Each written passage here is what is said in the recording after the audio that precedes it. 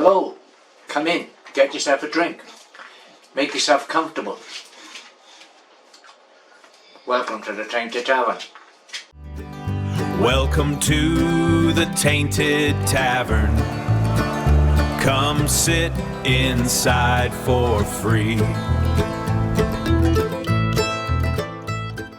Last night I listened to a radio play, which I've made some notes here. I listened to a radio play called Cleft Stick, which was written by R.D. Wingfield.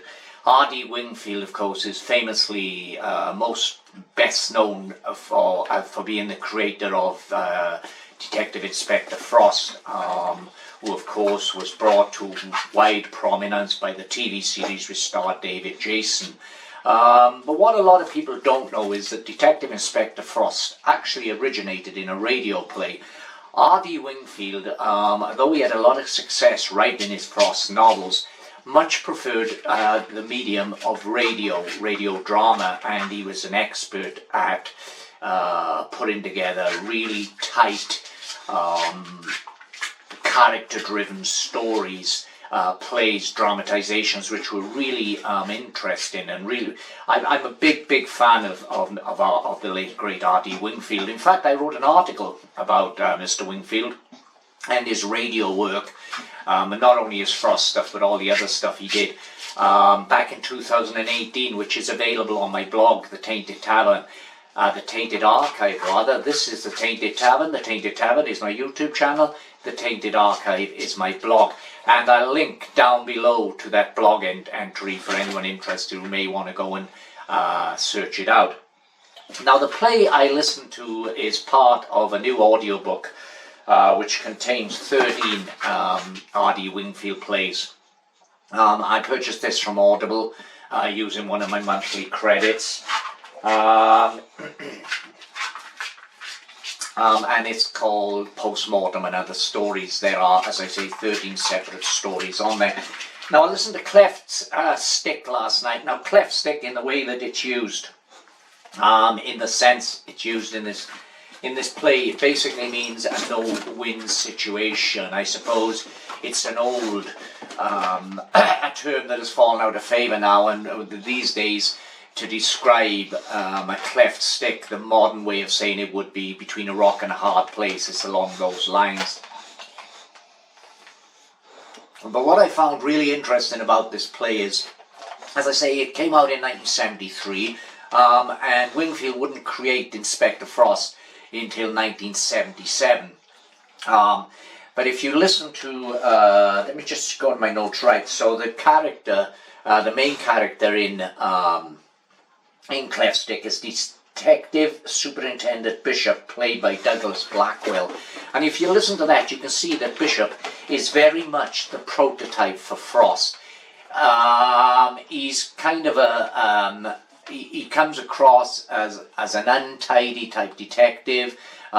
He's quite humorous, as well as his driving seems to be substandard, and every time he comes into a scene, he's usually apologising to someone for he's just bumped their car, or he's bumped his own car against a wall, or whatever. There's a lot of humour in this. The plot is basically, it starts off with a woman returning home, and she's telling her husband that she's just been attacked in the woods, but she managed to escape. So her husband goes to phone the police, but she stops him. She tells him he can't, because the man who attacked her, she shot him, she killed him.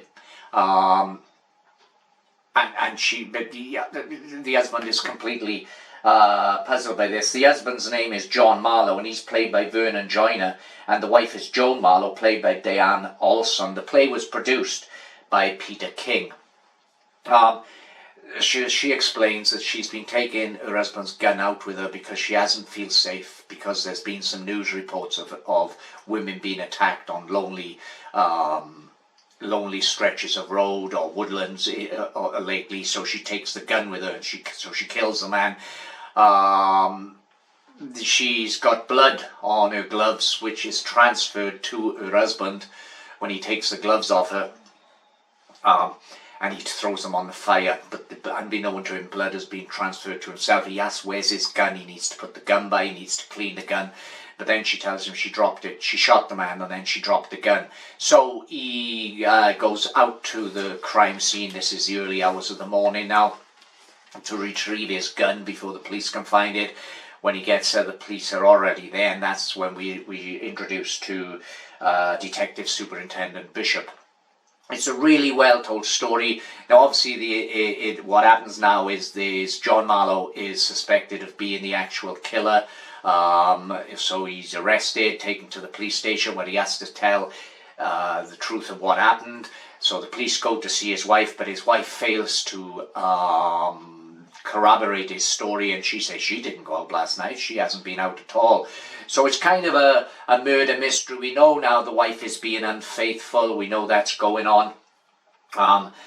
And we initially suspect her, but there's a wonderful twist in the end, and Wingfield was brilliant at twists that you just don't see coming. Just when you think you've got it all solved, Wingfield pulls a twist out of the bag. I love old radio dramas, and it's amazing to think of how important radio was at one time. I've got an interesting CD that I've had for several years called 75 Years of the BBC, and I'm just going to play you a couple of quick broadcasts here so you can see the importance that radio once had for the British 75 public. years of the BBC. This is 2LO, the London station of the British Broadcasting Company calling. 2LO calling. That call sign was first heard on the 14th of November 1922, the day the British Broadcasting Company began its first... In 1926, the company faced its first big challenge, the general strike. Without regular newspapers, the importance of the BBC became obvious to all. Some politicians, particularly Winston Churchill, wanted to take it over, but Reith fought hard to maintain its independence. Here is the last news bulletin for today. The following items of news indicate the general situation in the country. Copyright in these items is reserved outside the British Isles. At the High Mass in Westminster Cathedral today... It's just a really interesting collections of snippets of historic broadcasts. You've got, it goes right up to the 1980s with the famous interview that John Lennon did shortly before his death with Andy Peebles. It's got all that on it. It's got the opening of Radio 1. There's an episode of Letter from America. There's a episode of or a clip from Letter from America in which they discuss the death of Robert Kennedy. We've got some early episodes of Desert Island Discs with Deborah Kerr, Joan Fontaine, Tom Stoppard and Gary Glitter. I bet the BBC would like to erase that now. But it's really interesting, and it just shows how important radio was back in the day. Pubs were famously, when Tony Hancock's Half Hour was being broadcast on the radio, the pubs would be empty during the broadcast on a Sunday evening, and there was, the publicans up and down the country wrote to the newspapers complaining about the BBC, that they should put it on earlier in the day or later in the night in order for them to do their business. Radio was just such an important part of everyday life. This was pre-television, and interestingly now, I've made a note here, and I put that we are seeing the death of traditional television, and we are now with the rise of streaming giants like Netflix and Amazon Prime and Paramount. And some information I collected is less than half of 16 to 24-year-olds watch traditional television in any given week. So the collective experience that television once had has started to go. And prior to television becoming the main form of entertainment in the home, the radio was the collective experience. I mean, I'm way too young to remember those days, but I grew up when radio plays were still broadcast on channels like Radio 2. These days, the home of radio drama, radio entertainment is very much Radio 4 and the excellent digital-only channel, BBC Radio 4 Extra. But I grew up in the days of sitcoms on Radio 2, and you'd have the odd drama. Radio 3 used to do a lot more drama than it does these days, so it was everywhere. And I remember reading once an appreciation, I can't remember where it was, but I remember reading an appreciation about radio, and the person said, well, the pictures are so much better. And that's true, because the pictures that you see when you're listening to a good radio play, when you're immersed in the play, are all in your imagination, and they're far more effective than anything that can be put on screen. So that's Cleft Stick by R.G. Wingfield, which was first broadcast in the 19th of December 1973 on BBC Radio 4 at 8:15 p.m. I very much enjoyed it. As I say, it's available now as a collection. Audible have two collections of R.D. Wingfield plays, and both are well worth getting hold of. I'll put them up here, but most of these plays are available on YouTube, and there are a lot of uploads, and I'll find Cleft Stick when I start editing this video on YouTube, and I'll put a link down below in the description of how you can listen to the play on YouTube. It's well worth listening to. Another interesting fact that I've made a note here of is that when ITV, the independent television, launched in 1955, the BBC, in order to compete with this momentous occasion of a new TV channel launching, didn't put the main competition on their own TV channel. Instead, they put it on the radio, and that was an episode of The Archers, which featured the famous death of Grace Archer. The Archers is still running today, and I still listen to The Archers. As I say, I am a big fan of radio drama.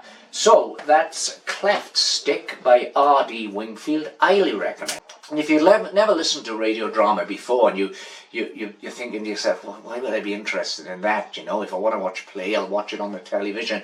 Then you're doing yourself a disservice, because, as I say, when you get immersed in a good radio drama, you got the lights down low, a glass of whiskey maybe, whatever, smoking your pipe or whatever else you do, whatever your poison, you know, you're sitting there and you're immersed in that radio drama. Radio, well produced radio, does transport you to a different place. It's absolutely fantastic experience. So that's Cleft Stick. Thanks for watching The Tainted Tavern. Please give this video a thumbs up, and if you haven't subscribed to this channel, then please do so. It doesn't cost you anything, and it does help the channel grow, and that's why I do this.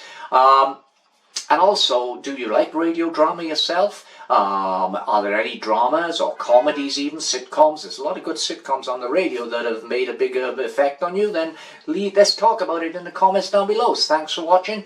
Cheers. Yaki da. See you soon, and don't forget to come back to the Tainted Tavern.